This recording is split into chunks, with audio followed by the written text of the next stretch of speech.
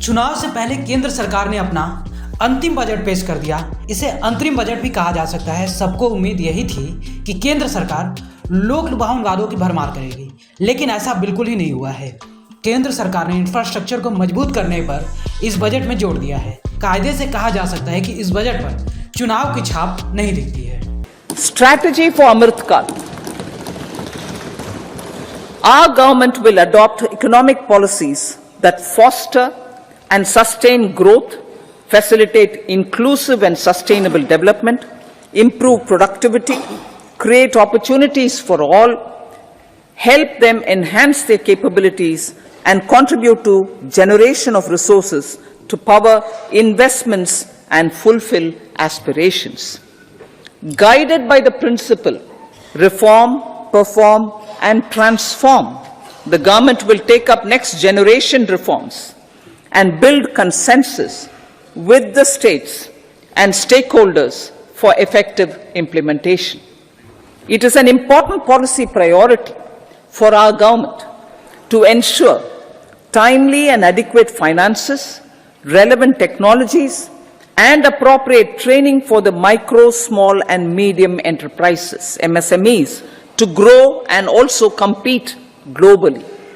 इस बार आम आदमी को उम्मीद थी कि टैक्स के स्लैब में बदलाव होगा, लेकिन ऐसा नहीं हो पाया। डायरेक्ट और इनडायरेक्ट टैक्सेस में कोई बदलाव नहीं किया गया है।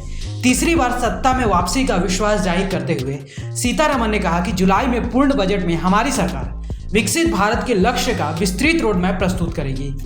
अपने बजट भाषण में सीतारमण ने कहा कि 2024-25 में राजकोषीय घाटा जीडीपी का 5.1% रहने का अनुमान है। उन्होंने कहा कि हमें गरीब, महिला, युवा, अन्नदाता पर ध्यान केंद्रित करने की ज़रूरत है। उनकी ज़रूरतें और आकांक्षाएं हमारे सर्वोच्च प्राथमिकता है।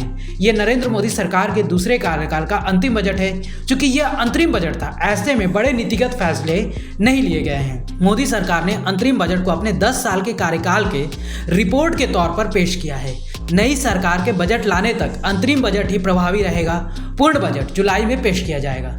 अगर बजट के बड़े ऐलान की बात करें तो वित्त मंत्री ने ऐलान किया है कि पीएम आवास के तहत 3 करोड़ घर अब तक बना दिए हैं। अगले 5 साल में 2 करोड़ और घर बनाए जाएंगे।